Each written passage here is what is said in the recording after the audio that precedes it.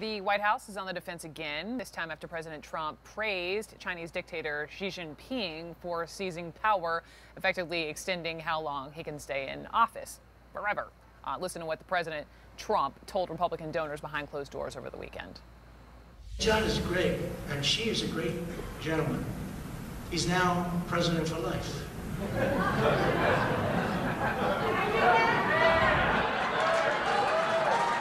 President for life. No, he's great. Hey, look, he was able to do that. I think it's great. Maybe we'll have to give that a shot someday. He's the most powerful president in 100 years, person in the 100 years in China. Rick Wilson, a Republican strategist, former strategist for Rudy Giuliani's 2000 Senate campaign. Welcome back.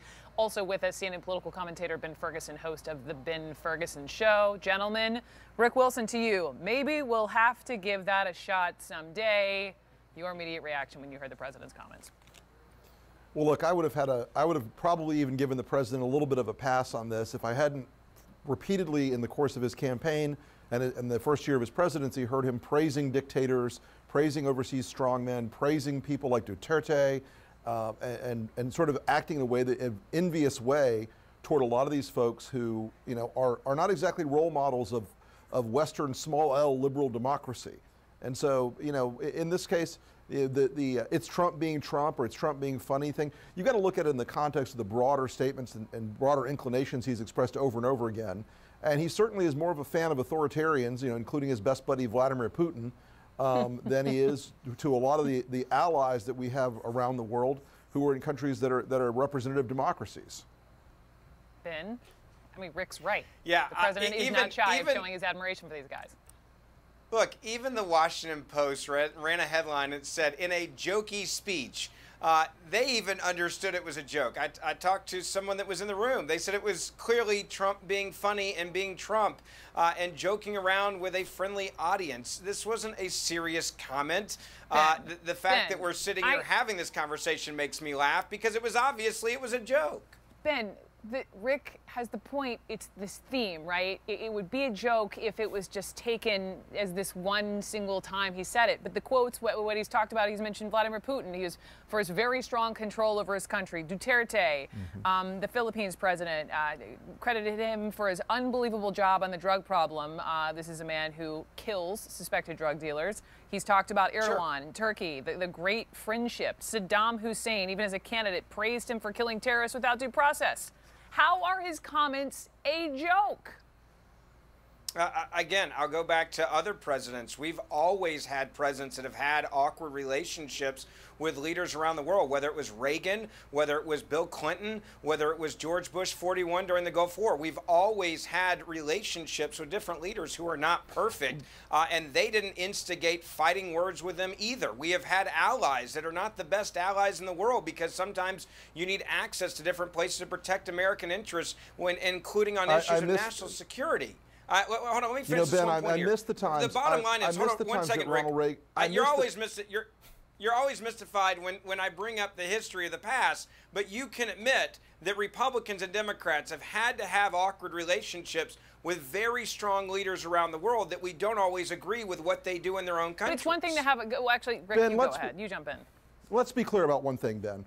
If your knowledge of history extends to anything more than the most incredibly superficial level, which I kind of doubt in this case, you could go back and look at the presidents you cited, Obama, Reagan, Clinton, the Bushes. None of them went out and said, wow, it's awesome that authoritarian regimes in places like China and Russia, the way they treat people. They didn't go out and praise the hideous behaviors that exist in authoritarian states. They weren't out there saying, wow, it's great how much control Putin has. It's great that Duterte kills people without due process. So your reading of history would be enriched, I think, a little bit by going back and studying the fact that Donald Trump has a pattern over time. of praising authoritarians. And so the ha-ha joke level thing of this does not get Rick. I hear what you're saying, and I heard it the first time. That you can defend it easily, and you can then say, and then smear other presidents of both parties and say, oh, well, they did the same thing because they didn't. Other presidents. Ronald Reagan never went out and said, man, I can't. Let me finish. Ronald Reagan never went out and said, wow, I just think the Soviets are living a great life. He never went out and said, wow, do you remember, if you want to talk about history, do you want to talk about, okay, Rick, if you want to talk about history, do you not remember Iran-Contra? Do you not remember some of the awkward moments around Reagan then and the people around him then? Do you remember any of that? I mean, you're the guy that's quoting history here. Was that a good example of when the president was perfect or the people around him were perfect and the relationship that we were having and the deals that we were making with the Colombians and others and drug cartel and members around the world? The bottom line is, Rick, and again, you're smart enough to know this. There are certain, I let you finish, let me finish. There are certain relationships that presidents of the United States of America have with countries around the world that are not always with great individuals or great men.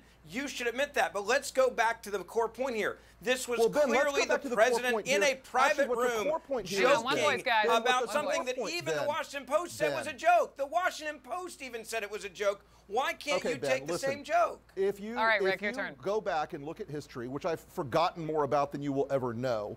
You go back and look at the fact Congratulations about saying that you're smarter than someone else. That's a great talking point.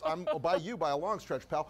These American presidents recognize that our country's goals and principles involved standing up for the values of individual liberty and the values of civil rights and human rights.